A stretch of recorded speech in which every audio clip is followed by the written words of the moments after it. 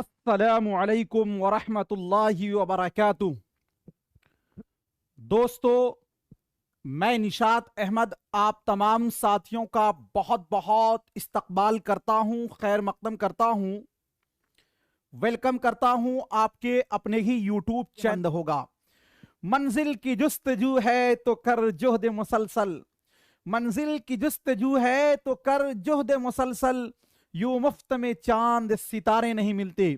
दोस्तों, अगर आपको कामयाबी पानी है तो आपको मेहनत करना होगा और अपने आप को खपाना होगा। और एक साथियों शेर जो सभी को पता है, असफलता एक चुनौती है स्वीकार करो, असफलता एक चुनौती है स्वीकार करो, क्या कमी रह गई देखो और सुधार करो।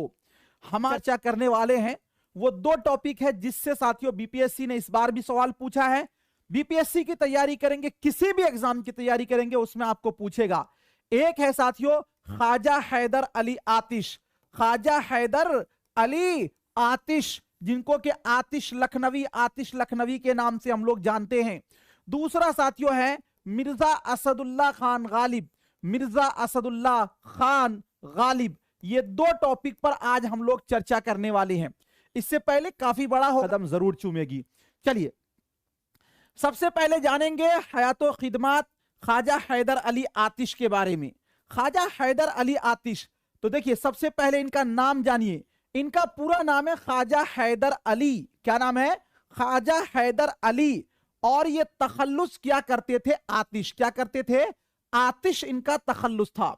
इनके वालिद का नाम था अली बख्श, और यही पूछा गया था इस बार एग्जाम में। अली बख्श इनके वालिद का नाम था। किनके? ख्वाजा हैदर अली आतिश के। पैदाइश के बारे में बात करूं तो 1778 में फैजाबाद में इनकी पैदाइश हुई थी और वफात 1847 में लखनऊ में हुई थी। हमने पढ़ा था कि फैजाबाद में साथियों मीर अनीस की भी पैदाइश हुई है। कब पैदाइश हुई थी? 1802 में। कहां पैदा हुए थे? फैजाबाद में। और मीर अनीस की वफात कब हुई थी? तो साथियों मीर अनीस की वफात 1874 में हुई थी। कहां हुई थी? लखनऊ में। और फैजाबाद में ही पैदा हुए थे कौन? ख्वाजा हैदर अली आतिश। कब? 1778 में, वफात 1847 में। ठीक है, याद रखिएगा। चलिए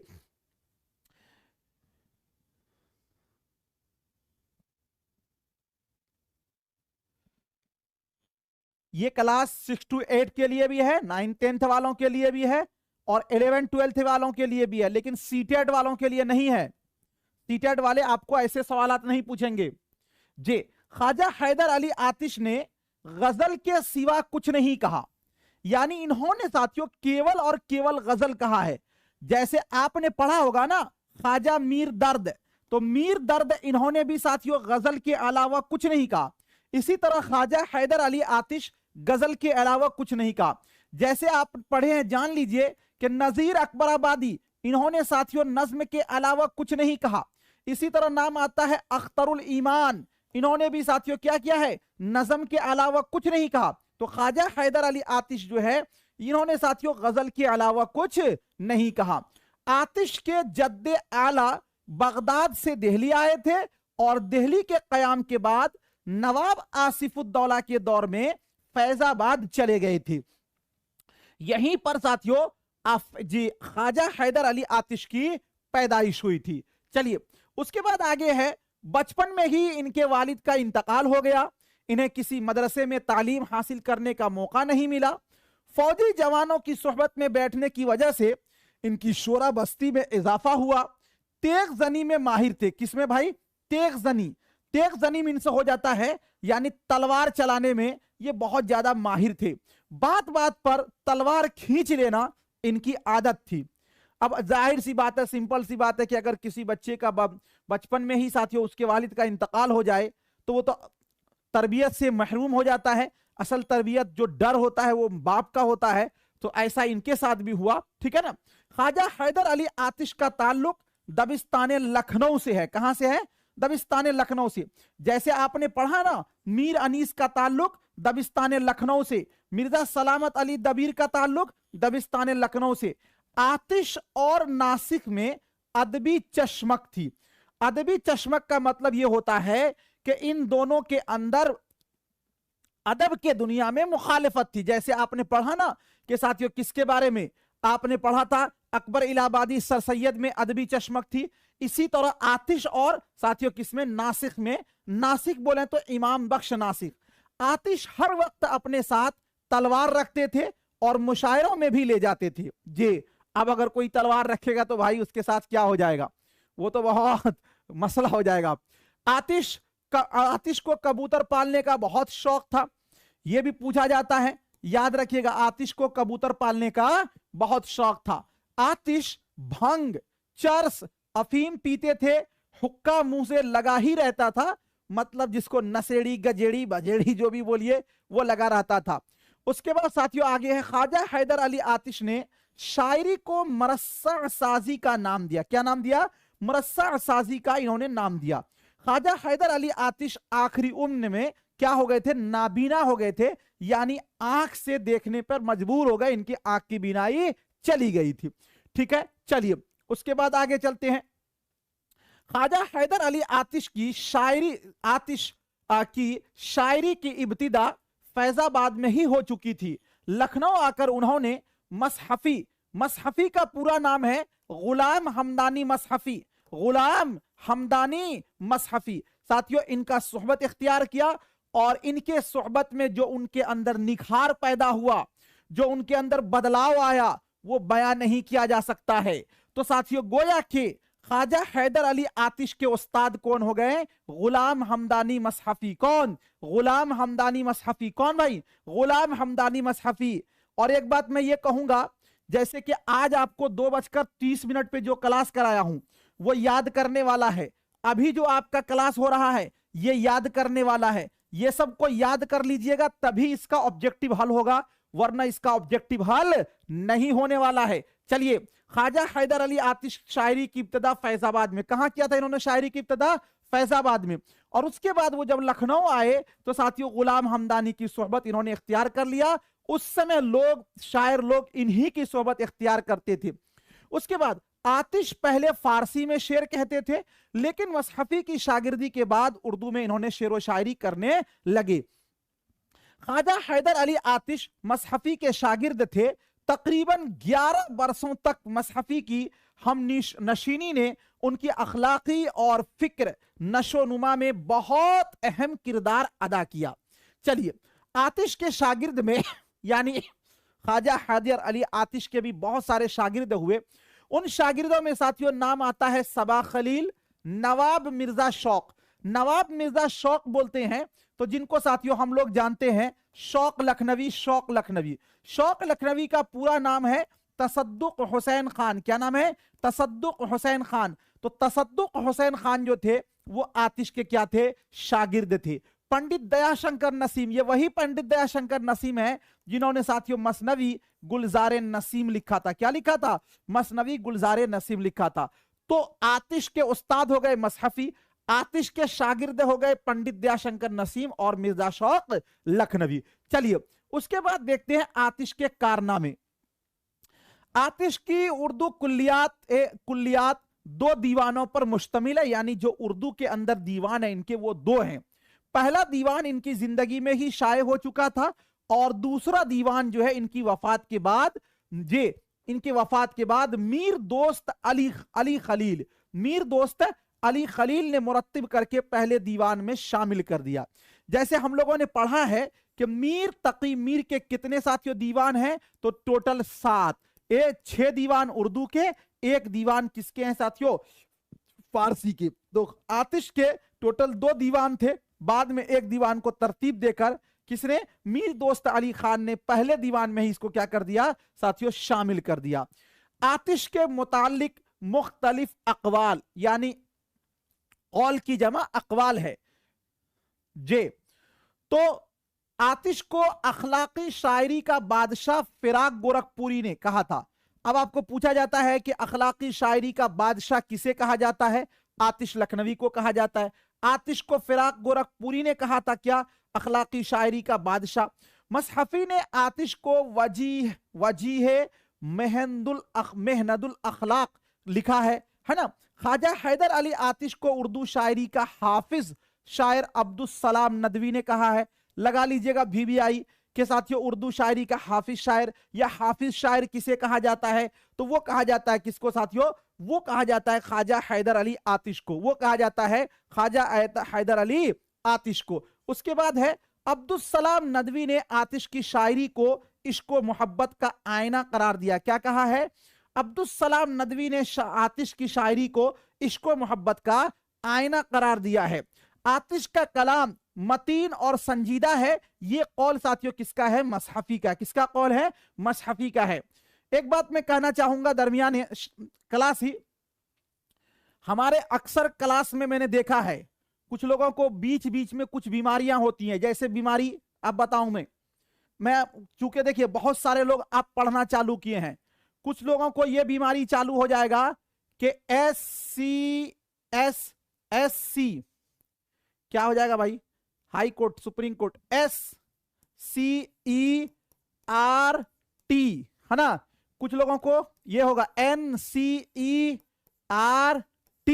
ये सब जो है ना आता रहेगा उनको, अहम, वसवसा, ये सब चालू होता रहेगा। लेकिन जो लोग हमारे पैड क्लास के हैं उनको मैं कहना चाहूंगा आपको इधर उधर कुछ नहीं करना है। जो नोट्स दे रहा हूं उसको आप याद करते चलिए, उसको पढ़ते चलिए, ठीक है जी। इसको पढ़ते चलिए, याद करते चलिए। बाकी साथियों आप जितना भी सारा है प्रैक्टिस तो मैं करा ही रहा हूं आपको, ठीक है ना। चलिए, ख्वाजा हैदर अली के मुंतखब अशआर जो इनके शेर हैं, ये आरजू थी तुझे गुल के रूबरू करते, हम और बुलबुल बेताब गुफ्तगू करते, ये इन्हीं का शेर है। न पूछो मेरा हाल चौबे खुश के सहरा हूं, लगा के आग मुझे कारवां रवाना हुआ।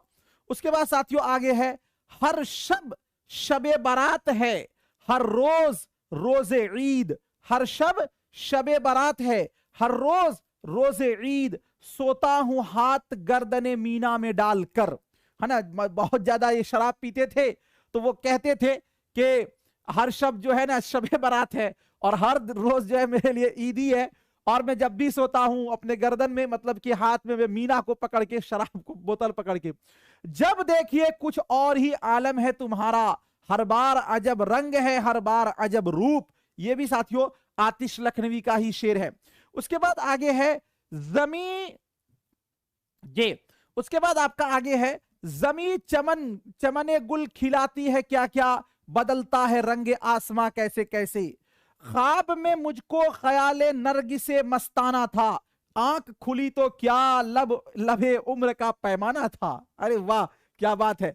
सफर है शर्त मुसाफिर नवाज बहतीरे, सफर है शर्त मुसाफिर नवाज बहतीरे, सफर है शर्त मुसाफिर नवाज बहतीरे, हजार हा शजर सायादार राह में, सुन तो सही जहां में है तेरा अफसाना अफसाना क्या, सुन तो सही जहां में है तेरा फसाना क्या, कहती है तुझको खल्के खुदा गायबाना क्या, है ना। आए भी लोग बैठे भी उठ भी खड़े हुए, आए भी लोग बैठे भी उठ भी खड़े हुए, मैं जा ही ढूंढता तेरी महफिल रह गया, है ना। ये साथियों ख्वाजा हैदर अली आतिश के कुछ पसंदीदा अशार थे जो कि साथियों एनसीईआरटी एससीईआरटी बेस है। ऐसे तो इन्होंने साथियों गजल के अलावा कुछ नहीं लिखा है, तो गोया कि इनके बहुत सारे गजलें भी हैं, उनको भी साथियों हमें पढ़ना चाहिए, लेकिन चूंकि हमारे पास उतना टाइम नहीं है इसलिए मैंने इतना पर ही आपको इक्तिफा किया है। लेकिन याद रखिएगा कि ये बहुत काफी है, इनफ है जो मैंने आपको बताया। चलिए उसके बाद साथियों आगे चलते हैं। अगला है आपका ख्वाजा ये मिर्जा असदुल्ला खान गालिब। देखिए मिर्जा असदुल्ला खान गालिब बहुत बड़ा टॉपिक है, छोटा मोटा टॉपिक नहीं है, लेकिन इस टॉपिक से साथियों हर बार एग्जाम में 3 से 4 सवाल, अगर आपको बताओ मैथ का साइंस का कोई स्टूडेंट है उसको बता देना कि अगर ये पता चल जाए कि इस टॉपिक से 3 से 4 सवालात आएगा तो पता चला कि वो टीचर सबसे बड़ा टीचर कहलाएगा जी। मोटी मोटी बुक पढ़ के साथियों रख दिया जाता है, 2 से 3 सवाल आता है, और ये एक टॉपिक से 3 से 4 सवाल आते हैं, ठीक है ना जी। मुकम्मल हयातो खिदमात मिर्जा असदुल्ला खान गालिब, इनका असल नाम था असदुल्ला खान गालिब। असदुल्ला देखिए एक होता है असअद एन के साथ, तो उस असअद का मतलब होता है बहुत नेक, और एक होता है साथियों असद, असद का मतलब होता है शेर, दोनों में फर्क है। चलिए, वालिद का नाम था अब्दुल्ला बेग खान। क्या नाम था वालिद का? नाम अब्दुल्ला बेग खान। वालिद का इंतकाल 1801 ईस्वी में हुई थी। कब हुई थी? इनके वालिद का इंतकाल 1801 ईस्वी में हो गया था, जब गालिब की उम्र 4 साल थी, गोली लगने की वजह से। यह क्वेश्चन पूछा हुआ है, गालिब के वालिद का इंतकाल कितने साल की उम्र में हुई थी? तो जब गालिब की उम्र सिर्फ और सिर्फ 4 साल थी तो उनके वालिद का इंतकाल हो गया था, और वजह साथियों गोली लगने की वजह से। इनके दादा का नाम था फौकान बेग, वालदा मुहतरमा का नाम था इज्जतुन्निसा बेगम। क्या नाम था? इज्जतुन्निसा बेगम। और इनके चचा का नाम था नसरुल्ला बेग। अब चचा का नाम मोस्ट वीवीआई है, इसलिए कि साथियों चचा के बारे में, जब गालिब के वालिद का इंतकाल 4 साल में हो जाता है तो इनके चचा जो थे नसरुल्ला बेग, इन्होंने ही इनकी परवरिश की थी।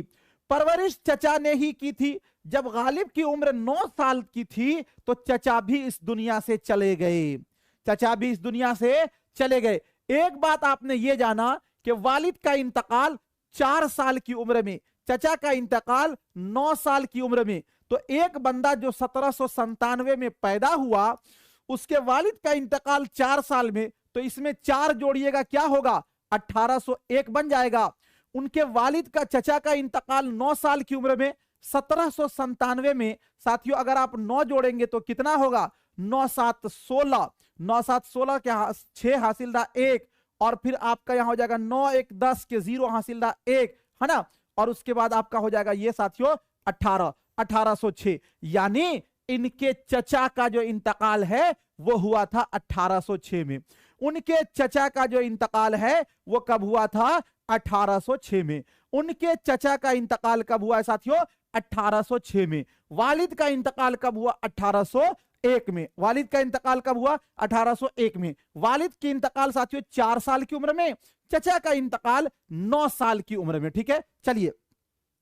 इनके भाई का नाम, यानी मिर्जा असदुल्ला खान गालिब के भाई का नाम था मिर्जा यूसुफ खान। मिर्जा असदुल्ला खान गालिब के 2 भाई थे, उसमें से साथियों एक भाई का नाम था मिर्जा यूसुफ खान। इनके नाना का नाम था मिर्जा गुलाम हुसैन, और इनके ससुर का नाम था इलाही बख्श। क्या नाम था? इलाही बख्श, जो एक लोहार खानदान से ताल्लुक रखते थे। इनके बीवी का नाम था उमराओ बेगम। लगा लीजिए, VVI में यह पूछा जाता है। मिर्जा असदुल्ला खान गालिब जो थे वो पहले असद, और बाद में ये साथियों अपना तखल्लुस करने लगे गालिब। क्या करने लगे? गालिब ये तखल्लुस करने लगे। अब बात करते हैं पैदाइश के बारे में। मिर्जा असदुल्ला खान गालिब की जो पैदाइश है वो साथियों 27 दिसंबर सन 1797 ईस्वी को आगरा में हुई थी। कब हुई थी? ये देखिए, ये डेट भी याद रखिएगा, 27 दिसंबर सन 1797 को आगरा में इनकी पैदाइश हुई थी। अगर बात करते हैं वफात के बारे में तो 15 फरवरी सन 1869 ईस्वी को दिल्ली में इनकी वफात हुई थी। 1869 ईस्वी को दिल्ली में इनकी वफात हुई थी। गालिब के दादा शाह आलम सानी के जमाने में ईरान से हिंदुस्तान आए थे। किसके जमाने में? शाह आलम सानी के जमाने में। उर्फ में साथियों मिर्जा गालिब को मिर्जा नौशाह और मिर्जा दूल्हा भी कहा जाता था, इसलिए कि मिर्जा असदुल्ला खान गालिब का ससुराल दिल्ली था। दिल्ली वाले इन्हें प्यार से मिर्जा नौशाह या फिर साथियों मिर्जा दूल्हा कहकर पुकारते थे। जिस कौम से ये ताल्लुक रखते थे उस कौम का नाम था ईबक, और ये कौम जो है साथियों तुर्की खानदान से ताल्लुक रखती थी। ठीक है, उसके बाद अगर बात करते हैं इब्तदाई तालीम, तो साथियों जो हमने पढ़ा कि ख्वाजा हैदर अली आतिश कहीं भी इनकी तालीम नहीं हुई थी, लेकिन ऐसा नहीं, मिर्जा असदुल्ला खान गालिब की इब्तदाई तालीम जो है आगरा के मौलवी शेख मुअज्जम, लगा लीजिएगा VVI में, आगरा के मौलवी शेख मुअज्जम के मदरसा में फारसी की तालीम हुई। यानी मिर्जा असदुल्ला खान गालिब के इब्तिदाई असातिज़ा में किनका शुमार होता है? शेख मुअज्जम का। गालिब ने इब्तिदा में मशहूर फारसी शायर बेदल की पैरवी इख्तियार की थी। यह भी साथियों VVI है कि गालिब ने इब्तिदा में किस शायर की साथियों पैरवी इख्तियार की थी? बेदल। चूंकि गालिब के साथियों नफ्स में जिद्दत पसंदी थी, ये किसी भी की भी पैरवी जो है ना बहुत दिनों तक नहीं करते थे, तो इब्तिदा में साथियों इन्होंने ये किया था। ठीक है ना, चलिए। उसके बाद साथियों आगे है कि गालिब की शादी महज 13 साल की उम्र में इलाही बख्श खान की लड़की उमराव बेगम से 1810 ईस्वी में हुई थी, जो एक लोहार खानदान के पढ़ा। 4 साल की उम्र में वालिद का इंतकाल, 9 साल की उम्र में चचा का इंतकाल, 13 साल की उम्र में शादी। जी है ना, तो साथियों 4 साल 1797 में 4 जोड़िएगा तो आपका हो जाएगा 1801। 9 साल 1797 में साथियों 9 जोड़िएगा आपका हो जाएगा 1806। और साथियों 13 साल जे 1797 में 13 जोड़ दीजिएगा साथियों, कितना होगा? 7 3 10 के 0 हासिल रहा 1, 9 1 10, 10 और 1 11 के 1 हासिल रहा साथियों 1, और 17 1 18, यानी 1810 में क्या हुई थी? मिर्जा असदुल्ला खान गालिब की शादी हुई थी। मिर्जा असदुल्ला खान गालिब की शादी हुई थी। एक बार वीडियो को लाइक तो कर दें आप लोग, एक बार वीडियो को आप लोग लाइक कर दीजिए प्लीज। गालिब को साथियों 7 बच्चे हुए थे। कितने बच्चे हुए थे? 7 बच्चे। गालिब को 7 बच्चे हुए और 7 साथियों फौत हो गए, यानी 7 के 7 मर गए। इसके बाद गालिब ने अपनी बीवी के भांजे जैनुल आबिदीन खान आरिफ के 2 बच्चे, यानी बीवी के भांजे जैनुल आबिदीन खान आरिफ के 2 बच्चे थे, जिसका नाम था साथियों अली हुसैन खान।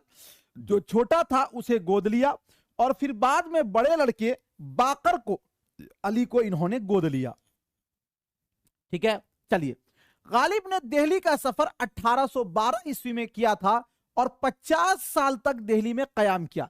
देखिए मिर्जा असदुल्ला खान गालिब जो है वो साथियों पैदा हुए थे आगरा में, लेकिन सबसे ज्यादा जो यहां पे ये रहे वो है दिल्ली में। जैसे नसीर अकबर आबादी पैदा हुए दिल्ली में, लेकिन ज्यादा जो अपना उम्र का हिस्सा दिया वो कहां दिया था साथियों? आगरा में। तो इसी तरह गालिब जो है 1812 में दिल्ली आ गए थे और 50 साल तक दिल्ली में थे। गालिब पेंशन की गर्ज से कलकत्ता का सफर 1826 में किया और 1828 में साथियों वो कलकत्ता पहुंचे थे, यानी 2 साल तक सफर किया। इस बीच में लखनऊ होते हुए, बनारस होते हुए, अजीमाबाद होते हुए तब वो कलकत्ता गए थे। तो गालिब किस लिए कलकत्ता गए थे? पेंशन के लिए। किस लिए गए थे? पेंशन के लिए। गालिब ने सबसे लंबा सफर कलकत्ता के लिए किया था। यह भी पूछा जाता है कि गालिब ने सबसे लंबा सफर कहां के लिए किया था? तो कलकत्ता के लिए किया था। गालिब ने लखनऊ में मार्च 1826 से लेकर जून 1827 तक रहे और गालिब की मुलाकात लखनऊ में किससे हुई थी? मीर अनीस से हुई थी। लगा लीजिएगा वीवीआई में साथियों, मोस्ट वीवीआई में पूछा जाता है गालिब की मुलाकात मीर अनीस से कहां हुई थी? तो गालिब की मुलाकात मीर अनीस से साथियों लखनऊ में हुई थी। गालिब की मुलाकात मीर अनीस से कहां हुई थी? लखनऊ में हुई थी। कहां हुई थी? लखनऊ में हुई थी। उसके बाद साथियों आगे आपका है हाली के मुताबिक, यानी मिर्जा असदुल्ला खान हाली जो जी ख्वाजा अल्ताफ हुसैन हाली ने हयाते साथियों यादगार गालिब में लिखा है, हाली के मुताबिक मिर्जा गालिब पूरे 2 साल तक कलकत्ता में रहे। अभी तो हमने कहा कि सबसे लंबा सफर इन्होंने किया वहां तक का। कुछ लोग कहते हैं कि नहीं 1 साल 9 महीना रहे, लेकिन ये इन्होंने हाली ने कहा है कि साथियों पूरी 2 साल तक मिर्जा असदुल्ला खान गालिब जो है वो कलकत्ता में रहे। मिर्जा गालिब, ये साथियों गैन से लिखेगा गालिब। मिर्जा गालिब जो है 2 मरतबा रामपुर गए थे। रामपुर कितने बार गए थे? 2 बार रामपुर गए थे। पहली बार 19 जनवरी 1860 ईस्वी को नवाब यूसुफ खान की दावत पर गए थे। पहली बार कब गए थे? 19 जनवरी 1860 ईस्वी को नवाब यूसुफ खान की दावत पर गए थे और दूसरी मर्तबा 1865 ईस्वी को नवाब यूसुफ हसन खान के इंतकाल के ताजियत के लिए गए थे। यानी मिर्जा असदुल्ला खान गालिब रामपुर कितनी मर्तबा गए थे? 2 मर्तबा गए थे। पहली बार 1860 में, दूसरी मर्तबा 1865 में। कितनी मर्तबा? 1865 में। गालिब की तबीयत में जिद्दत पसंदी थी, शुरू में उन्होंने मारूफ फारसी शायर बेदल की क्या की थी, पैरवी की थी, लेकिन बहुत जल्द इस रंग को छोड़ा और नई राह इख्तियार की। जिद्दत पसंदी का मतलब होता है जल्दीबाजी। जैसे हम लोग देखते हैं ना, इस वीडियो को देखो भगा दो, 2 गुना स्पीड कर दो, चलो इस वीडियो को देखो 3 गुना स्पीड कर दो, न्यूज देखो बिल्कुल नॉर्मल रहने दो, करते हैं ना, इसी का नाम है जिद्दत पसंदी। किसी चीज को देखो छोड़ दो, देखो छोड़ दो, देखो छोड़ दो, है ना जे। उसके बाद आगे चलते हैं, आगे है साथियों मिर्जा असदुल्ला खान गालिब जो थे वो बहादुर शाह जफर के उस्ताद भी थे। बहादुर शाह जफर की तरफ से गालिब को वजीफा जो है 50 रुपए माहाना मिलता था। कितना रुपए माहाना मिलता था? 50 रुपए। और अंग्रेजी हुकूमत की तरफ से गालिब को 700 रुपए सालाना वजीफा मिलता था। जबकि रामपुर की नवाब की तरफ से मिर्जा असदुल्ला खान गालिब को साथियों कितना रुपए मिलता था? तो इनको 100 रुपए मिलता था। कितना रुपए मिलता था? 100 रुपए मिलता था। कितना रुपए मिलता था? 100 रुपए साथियों रामपुर के नवाब की तरफ से मिलता था। बहादुर शाह जफर ने मिर्जा गालिब को नजमुद्दौला, दबीरुल मलिक, निजाम जंग का खिताब 1849 ईस्वी में दिया था। कब दिया था भाई? 1849 ईस्वी में। कौन सा खिताब? दबीरुल मलिक, नजमुद्दौला और साथियों निजाम जंग का खिताब किसने दिया था? बहादुर शाह जफर ने। इब्राहिम ज़ौक़ के इंतकाल के बाद गालिब को मलिकुश शोरा का खिताब मिला और यह खिताब किसने दिया पता है? बहादुर शाह जफर ने दिया था। क्या? मलिकुश शोरा। याद रखिएगा बहादुर शाह जफर के 3 उस्ताद है। एक उस्ताद का नाम है शाह नसीर। क्या नाम है? शाह नसीर। दूसरे उस्ताद का नाम है इब्राहिम ज़ौक़ और तीसरे उस्ताद का नाम है गालिब। जब शाह नसीर की वफात हो गई तो साथियों इब्राहिम ज़ौक़ उनके दरबार से जुड़े और इब्राहिम ज़ौक़ की वफात हो गई तो गालिब जुड़े। तो साथियों इब्राहिम ज़ौक़ को पहले मलिकुश शोरा का खिताब मिला था, बाद में यह खिताब गालिब को दे दिया गया। किसने दिया? बहादुर शाह जफर ने दिया, जो कि मुगल बादशाह आखिरी बादशाह था। मिर्जा गालिब ने अपने खुतूत में रामपुर को, यानी रामपुर शहर जहां वो 2 मरतबा गए थे, दारुस सुरूर के नाम से याद किया। किस नाम से? देखिए 2 चीज आपको पूछा जाएगा। एक तो ये पूछा जाता है रामपुर को मिर्जा असदुल्ला खान गालिब ने किस नाम से पुकारा? दारुस सुरूर। और कलकत्ता को किस नाम से पुकारा? तो साथियों कलकत्ता को इन्होंने बिलादे शर्किया, क्या? बिलादे शर्किया के नाम से पुकारा। किस नाम से? बिलादे शर्किया के नाम से पुकारा। ये दोनों चीजें आप याद रखिएगा, रामपुर को दारुस सुरूर और कलकत्ता को बिलादे शर्किया के नाम से इन्होंने पुकारा था। ठीक है। मिर्जा गालिब ने कभी पढ़ने के लिए न कोई किताब खरीदी थी और न रहने के लिए कोई मकान। किताब इसलिए नहीं खरीदी थी कि उनके पास पैसा था, जीन्स पैंट खरीदते थे, इसलिए नहीं, बल्कि बहुत गुर्बत की हालत ये गुजारते थे, गरीब थे, माशी हालत अच्छी नहीं थी और मकान भी इसीलिए साथियों उन्होंने नहीं खरीदी थी। ठीक है ना। कैदो सजा, मतलब मिर्जा असदुल्ला खान गालिब की जो साथियों कैद हुई थी, सजा हुई थी, वो 2 मरतबा। एक मरतबा इन्होंने साथियों 1841 में 100 रुपए जुर्माना लगा और 4 माह तक ये कैद रहे। और 1847 में साथियों 200 रुपए जुर्माना लगा और 6 माह कैद रहे। दोनों मरतबा साथियों जुआ खाना कायम करने के एवज में, यानी जुआ, ये शराब के बड़ी आदी थे, है ना। इन्होंने ही कहा था ना, गालिब शराब पीने दो मस्जिद में बैठकर या वो जगह बता जहां खुदा नहीं। इन्होंने ही कहा था ना, शराब के बड़ी आदी थे ये। गालिब ने अपने उर्दू कलाम से ज्यादा फारसी कलाम को पसंद किया। यह भी साथियों पूछा जाता है कि गालिब के नजदीक अपने उर्दू कलाम से ज्यादा कौन से कलाम पसंद थे? फारसी थे। इसीलिए गालिब ने उर्दू कलाम को बेरंग मन अस्त कहा है।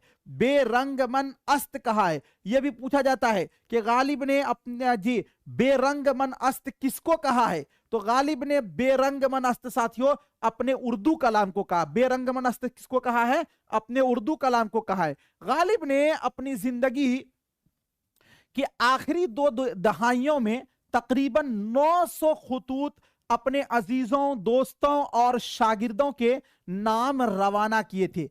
देखिए जब खुतूत के बारे में बात आती है तो आप एक बात याद रखिए, सवानेह उमरी की शुरुआत किसने की? ख्वाजा अल्ताफ हुसैन हाली ने। अगर आपसे पूछे कि खुतूत निगारी की इजाद किसने की, तो मिर्जा असदुल्ला खान गालिब। मिर्जा असदुल्ला खान गालिब ऐसे थे जिन्होंने साथियों कहा था कि मैंने मुरासला को मकालमा बना दिया और मिर्जा असदुल्ला खान गालिब जिसको खत लिखते थे उसको किसी भी लकब से नहीं पुकारते थे, यह बात भी याद रखिएगा। टोटल इन्होंने 900 खत लिखे हैं। कितने खत लिखे हैं? 900 खत लिखे हैं। गालिब ने खुतूत निगारी का आगाज 1847 ईस्वी या 1848 में किया। और एक कौल यह भी है कि गालिब ने खुतूत निगारी का आगाज 1850 ईस्वी में किया। कब किया? 1850 ईस्वी में, यानी जब भी क्या हो, बहरे कैफ इन्होंने ही खुतूत निगारी की आगाज की थी। गालिब का जब दिल घबराता था तो वो बार बार एक मक्ता और एक मिसरा पढ़ते थे। हो सकता है आपका भी दिल घबराता हो तो आप तो कुछ ना कुछ तो गुनगुनाते होंगे। इसी तरह जब गालिब का दिल घबराता था तो मिर्जा असदुल्ला खान गालिब जो है एक मक्ता पढ़ते थे और एक मिसरा पढ़ते थे।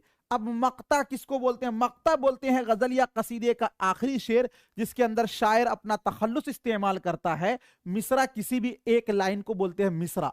जिंदगी अपनी जब इस शक्ल से गुजरी गालिब, जिंदगी अपनी जब इस शक्ल से गुजरी गालिब, हम भी क्या याद करेंगे खुदा रखते थे, हम भी क्या याद करेंगे खुदा रखते थे। यानी जब हम इतनी गुर्बत की हालत में गुजार रहे हैं तो फिर हमें भी लगेगा कि ओ हमारा तो मददगार खुदा है। भाई जिसके मददगार खुदा हो और उसकी ऐसी हालत हो, तो साथियों उन्होंने कहा था कि जिंदगी अपनी जब इस शक्ल से गुजरी गालिब, हम भी क्या याद करेंगे कि खुदा रखते थे।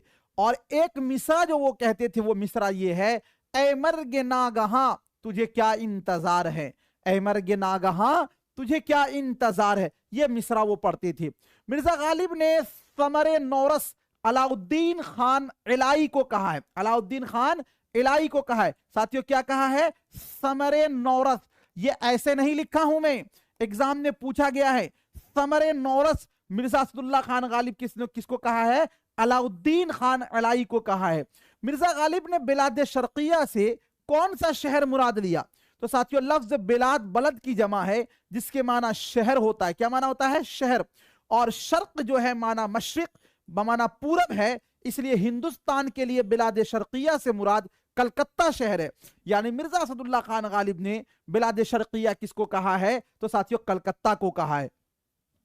गालिब ने 11 बरस की उम्र में 1807 या 8 में शायरी शुरू की थी और तखल्लुस इन्होंने असद इख्तियार किया था। लेकिन 1816 से गालिब तखल्लुस बाकायदा रखने लगे, यानी 1816 से ये अपना तखल्लुस ये गालिब रखने लगे। क्या रखने लगे? गालिब रखने लगे। तो ये तो साथियों हमने जाना मिर्जा असदुल्ला खान गालिब की बायोग्राफी, जो कि अब यहां से एक तो क्वेश्चन बनता है उनके कारनामे, जो उनकी किताबें हैं उनसे आपको पूछा जाएगा। क्वेश्चन क्या बनता है तो साथियों मैं एक एक करके आपको एक्सप्लेन करता चलूंगा। उससे पहले जिन लोगों ने भाई वीडियो को लाइक नहीं किया है, एक बार प्लीज लाइक कर दीजिए। आपके लिए साथियों अगर क्लास आपको अच्छा लग रहा है तो एक लाइक तो बनता ही है, चैनल को सब्सक्राइब करना ये आपकी मर्जी है। चलिए और बताने की कोशिश की है। आई होप कि ये सारी चीजें आपको समझ में आ गई होंगी। आज हम लोगों ने साथियों पढ़ा है किनके बारे में? ख्वाजा हैदर अली आतिश के बारे में, और साथ में साथियों हमने पढ़ा है मिर्जा असदुल्ला खान गालिब के बारे में। इनका जो है ना एमसीक्यू कल साथियों कराऊंगा, काफी हार्ड लेवल का एमसीक्यू होगा, इसको आप जरूर करके आइएगा। दूसरी बात मैं ये कहना चाहूंगा कि जो भी लोग इस बार पास नहीं किए हैं या जो लोग चाह रहे हैं कि अगला जो अभी बीपीएससी फिर होने वाला है उसमें हमारी तैयारी कंप्लीट हो, देखिए हम तो इस लेवल की तैयारी करा रहे हैं। अगर इंशाअल्लाह अज़ीम आप पूरा 100% तैयारी नहीं कर पाइएगा, अगर साथियों आप 80% भी अगर आप दे देते हैं, 80 नहीं दीजिएगा 70 भी दीजिएगा, आपका सिलेक्शन हो जाएगा। लेकिन कुछ लोग ऐसे बुकरात होते हैं जे, कुछ लोग ऐसे बुकरात होते हैं, उनको पढ़ाइएगा यहां वो घूमेगा दिल्ली, वो उसको पढ़ाइएगा यहां वो घूम रहा कलकत्ता। कुछ लोग ऐसे बुकरात होते हैं, वो पढ़ाइएगा यहां वो वहां बात कर रहा। कोई ऑफलाइन तो है नहीं कि आपको हम आगे बैठाएं पीछे बैठाएं आपको खड़ा करवाएं, ऑनलाइन है। लेकिन अगर आप ऑनलाइन में साथियों सबसे पहले पढ़ने का तरीका अगर आपको पता ना हो तो आप पढ़ ही नहीं सकते। याद रखिएगा, अगर साथियों आज के दौर में मैं ये बात बोलूं कि इतना सारा सिलेक्शन रिजल्ट जो होता है वो ऑनलाइन का देन है, तो ये बिल्कुल भी बेकार, कोई झूठ बात नहीं होगी। ऑनलाइन आप घर बैठे बैठाए टॉप कर सकते हो, अपना रिजल्ट ले सकते हो, लेकिन आपको पढ़ने का तरीका पता होना चाहिए। आपको साथियों ये नहीं कि मजाक बना के कान में हेडफोन लगा हा हा हा कर रहे हैं, टी टी टी कर रहे हैं, इससे नहीं होगा। मैंने देखा है कई सारे स्टूडेंट को सोचते हैं पेड कोर्स ले लिए मेरी जिम्मेदारी खत्म हो गई। जी नहीं, जिम्मेदारी तो उसके बाद शुरू होती है।